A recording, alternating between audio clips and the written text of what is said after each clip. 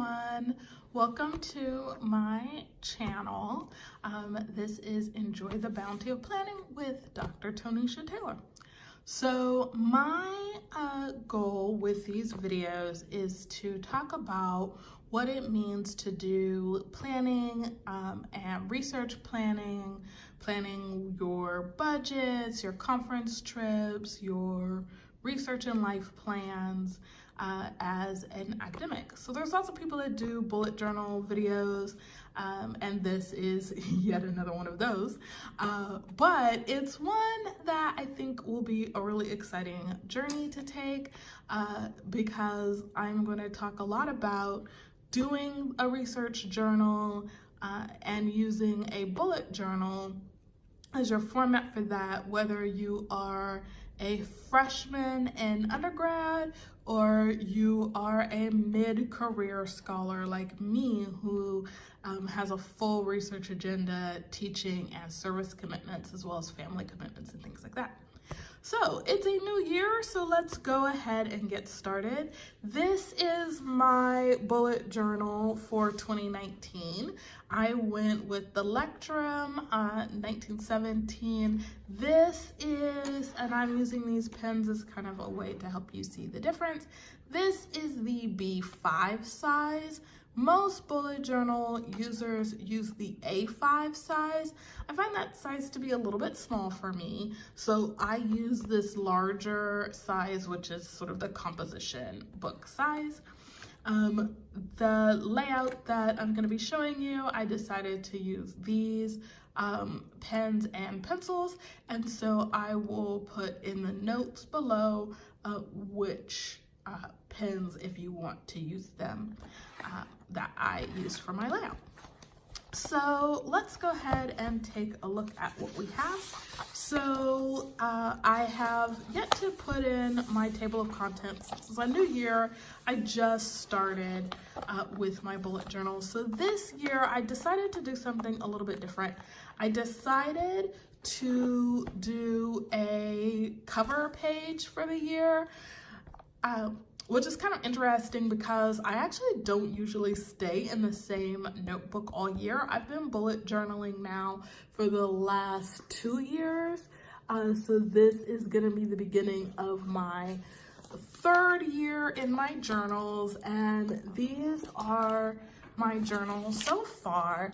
And if you want, and just kind of put in the comments whether or not you think this would be interesting, I can do like a series of flip through videos. Oops, I just realized I put those all in the frame upside down.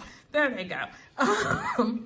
So these are my research and bullet journals for the last 2 years. So you can see I've used a bunch of different colors over the years.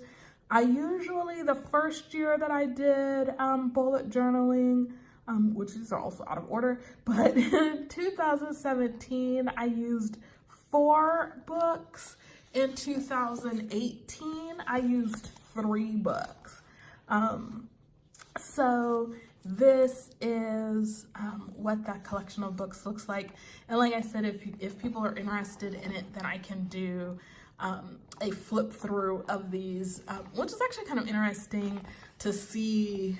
I like flip through videos because it's interesting to see like how people's plans have changed over time and stuff like that. And so that's definitely something that you can see. One of the things that is also interesting, and I might just do one anyway, is to see how my research plan has matured over time using bullet journal as well.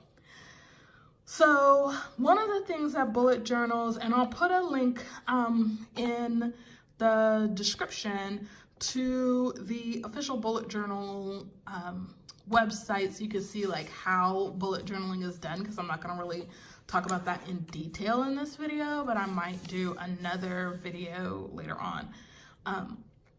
But one of the things that usually you have in a bullet journal is a key.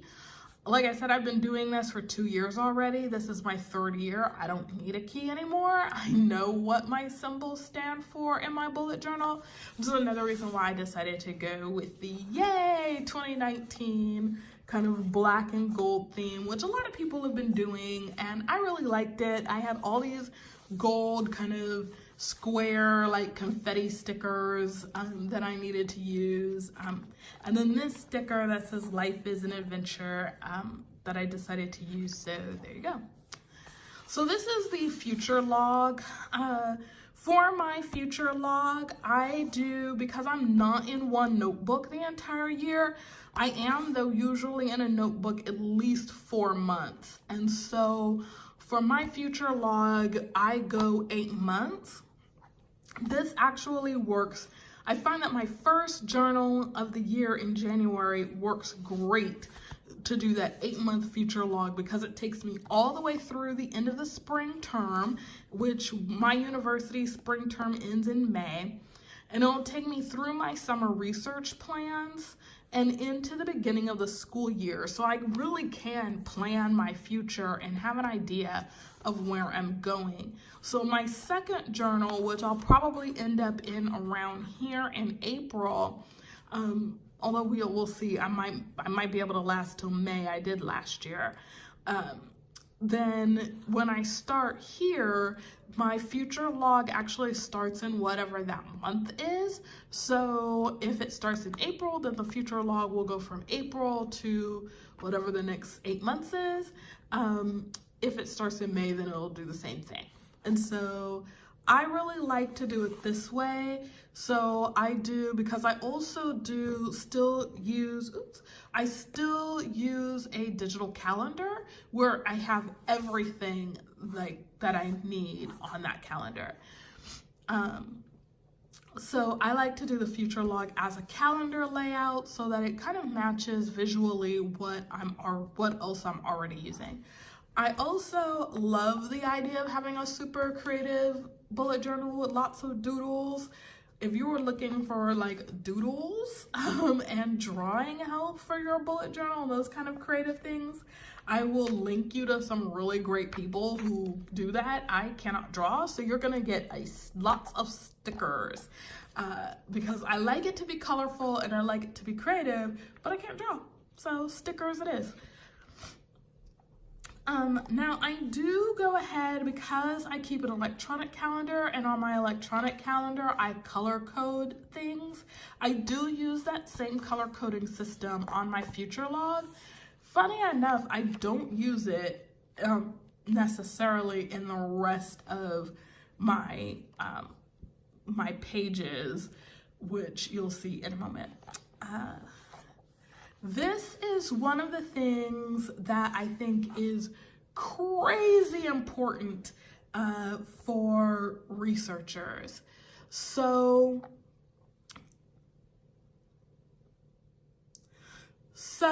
for researchers, I suggest, and those of you who maybe are in graduate school, I suggest getting this book by Kelsey, The Professor is In. This book is awesome. One of the things that she talks about is planning, creating a research plan. She also talks about creating a research pipeline, which I'm also going to show you.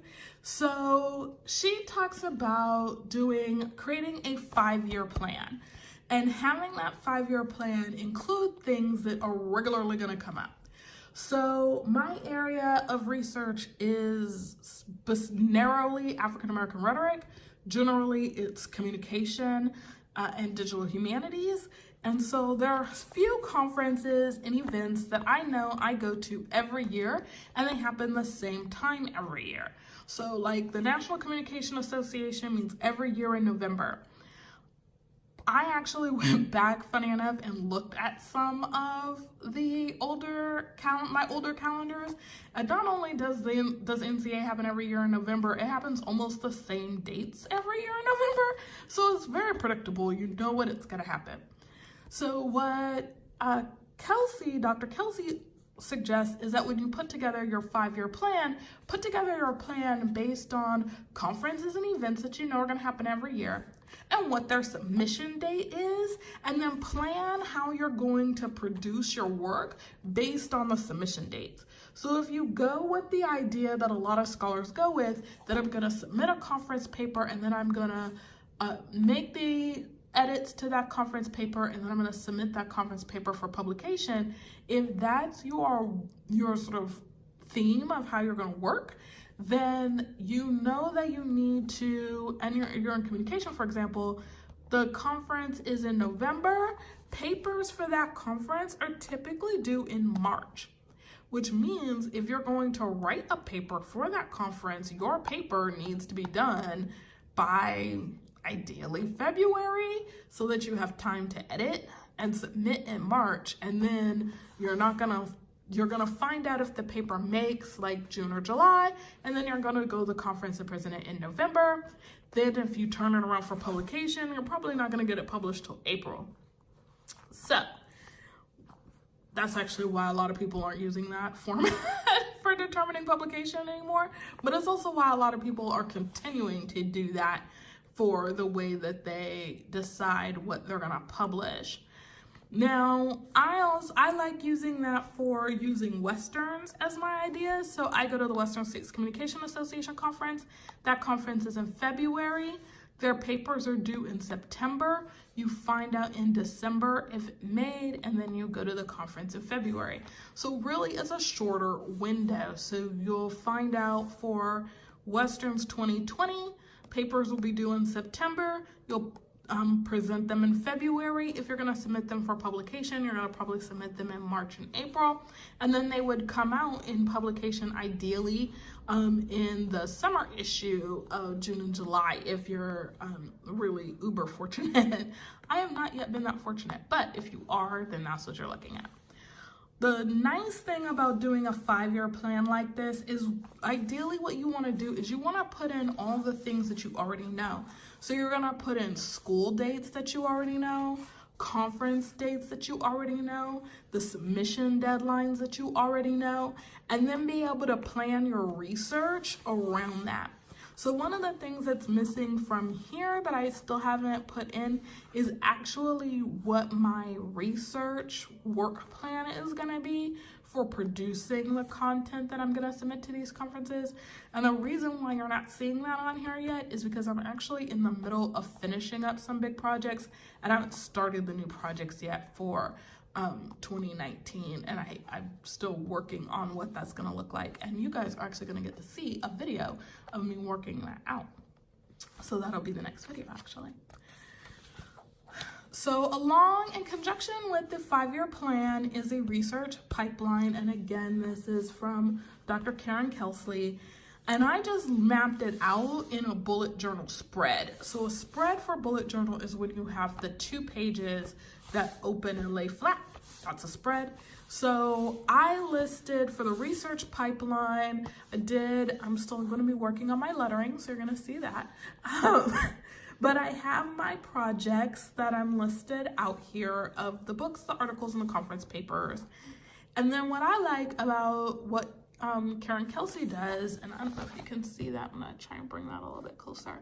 She suggests that you start with great idea and you end with in press and public.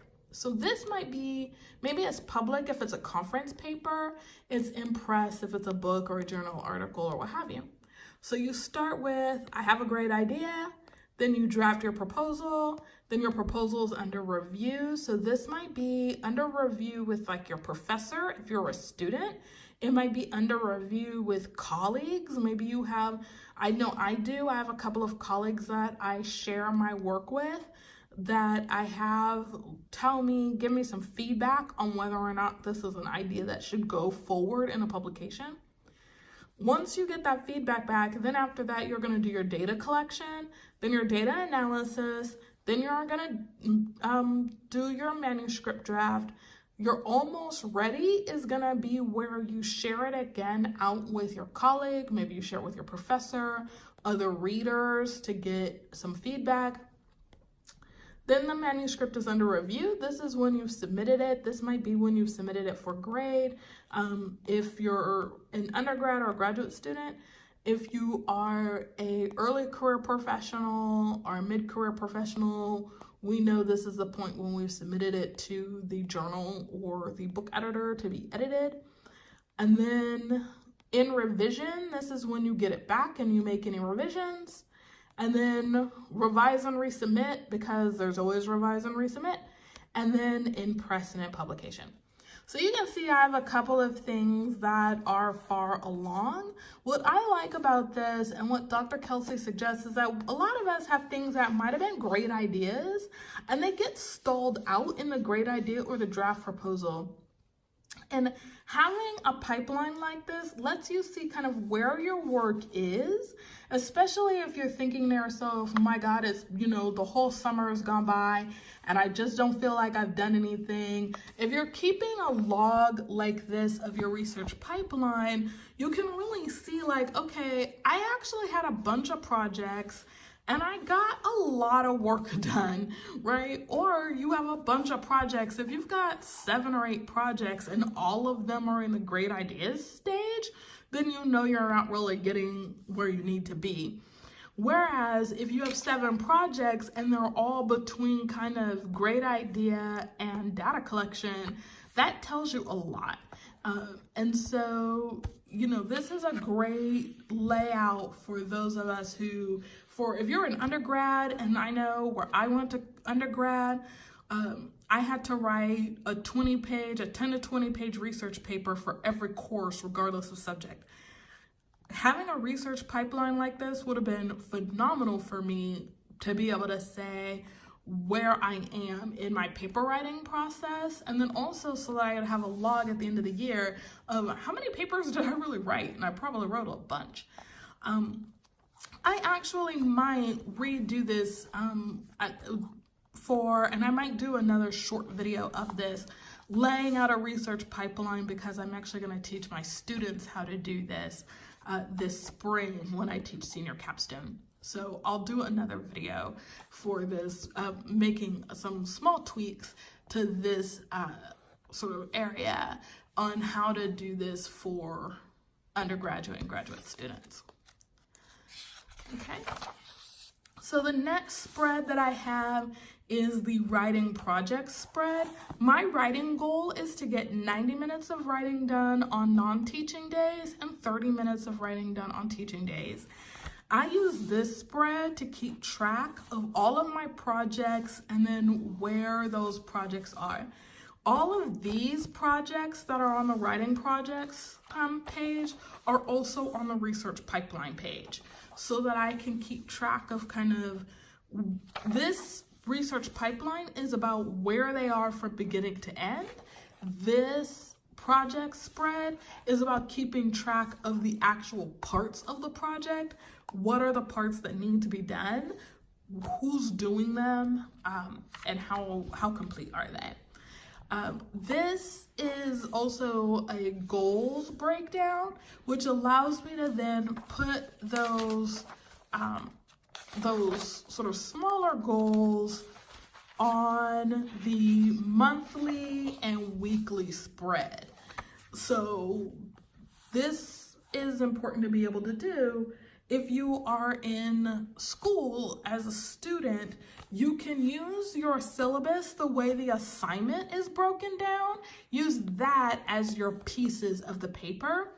And then next to that, I would suggest writing in the dates of when the pieces of the paper are due, so that you know what the project pieces are and you can fill in the boxes or check them off, whatever your style is going to be. Now for me, I use boxes. I put a line through a box for something that is in progress. I fill it in halfway when it's halfway done. I fill it in all the way when the task is complete. Because I don't use the same bullet journal for the whole year, I end up filling it up and then having to get a new book. I don't migrate completed tasks. So like this paper, Visualizing Grace, if you looked at some of my earlier journals, which are in the pile over here, this paper had like this long list of tasks like this.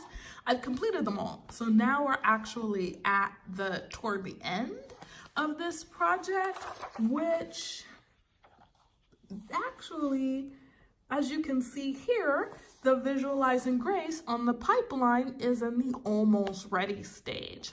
So when it gets to this stage, I should have about this many goals, right? We're in the editing, about to hit go into submission, right? So all the other parts that were on all the older journals, I don't transfer those over, which is another way for me that I keep track of the progress, and then I also feel better about it. So I also have social media spreads. So I'm the social media coordinator for the athletics department at my university. So I have YouTube ideas for my own channel, but I'm also going to have a social media channel ideas for my own content, but then I'm also going to have ideas for my university content. So the square is covering up some things that I've already started to work on. And then I'm going to have this brain dump page, which I will use to just pull out ideas whenever I have any. They'll go right here. And then this is the university page, and this is covering up some things that are sort of specific to the university. I am going to keep track of, and I do keep track of the numbers for those accounts as far as the followers. So I do a fall total and a spring total because we're a university and it kind of works to break it down that way. This page, this spread, I've been doing this spread like this for the last probably 5 journals that I've had.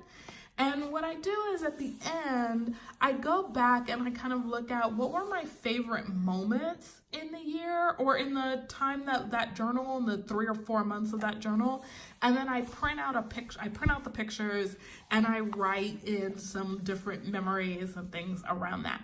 So I'm really excited. I just bought a mini photo printer. So now instead of printing 4x6 pictures, I'll be able to print out mini pictures that are like the 2x2 kind of pictures, the sticky ones. So I'm excited about that because it means I'll be able to get more memories on the 2 pages. But again, can't draw, so stickers. I use sort of the stickers from Happy Planner and some other stickers. And so I kind of do like a little theme usually for this page. So I went with a present because this planner is probably going to take me at least through the beginning of April, if not through the beginning of May. My birthday is in January. I have a couple of favored conferences that I get together with different scholars and friends, and so I know I'll be gathering with some people a little bit for my birthday. I have some other friends and family whose birthdays are between January and May as well, so I know there'll be a lot of celebrating during this time of year. For those of you who also follow me on Instagram, you saw this spread. This is my monthly spread. I haven't yet put down the birthdays, but I will for the people in January. And then there's a couple of things on this monthly spread. I do my monthly spreads again as a calendar layout. Again, I use my digital camera or my digital calendar as well. So I like my bullet journal spread to be a calendar, to look the same on paper as it looks in my electronic calendar. I, though, do a color theme. I usually choose 2 colors for the month, and then I usually use those same colors for my weekly spreads as I do them. So since it's January and it's a new year, I just wrote the month. I'm trying something new. In my older bullet journals, I had a 2-page spread in those 2, and I had the calendar here, and then I had this page for like notes or task lists and things like that. And I found that I never really used the task list. So my new thing that I'm trying is do a cover page for the month and then the calendar. So it's January, it's a new year, so I decided to go with sort of a celebratory kind of pink and green theme. So I have my ideal day. I can't remember who I saw this from in the bullet journal community, but I really liked it, so I decided to try it last month. One of the things that I like about it is it keeps you thinking about what is your ideal day look like. So I realized, and sort of sitting down and thinking about it, my ideal day starts with a workout at 7 a.m., breakfast at 8, time to do my research and writing from 9 to 12, lunch at 1, teaching and office hours from 2 to 5 or 2 to 6. And then a little bit more reading time at 6, dinner at 7, and then time to probably binge watch something I shouldn't be watching. Maybe read, hang out with friends and family, and then go to bed at 11, or at least get in my bedroom and be winding down my day at 11 so that I can go back and do it all again. This laying this out like this has been really helpful to me, because one of the things that's helped me do is not stay up till 2 and 3 o'clock, like reading or, watching, binge watching something, or even writing sometimes, because then what happened to me is if I stayed up till 2 or 3 in the morning writing, the next day I would end up writing nothing because I was so tired from the day before. So, this has helped me to be a lot more productive and a lot more intentional, and actually, thankfully, having to rewrite less too, because sometimes that stuff you write at 2 in the morning, it's not useful. I lay out on the calendar my teaching schedule. You have a lot of blank days up here because we're still on break. School starts here. So, for me, what I write out on here is my teaching, and then I'll write out my research, conferences, and then there are some other important things that might be going on that I might write in as well on the monthly calendar as they come up. My weekly layout is a layout that the way I do mine is I do my days of the week at the top, and then on the side, I write appointments, to-dos, research, and writing. So if you're using this as a student, as an early career scholar, as a mid-career scholar, and you want to use your bullet journal to help you organize and do more project management, as well as sort of organizing your personal goals and your as well, this might be one way to try and do it. So on this spread, you have the whole week.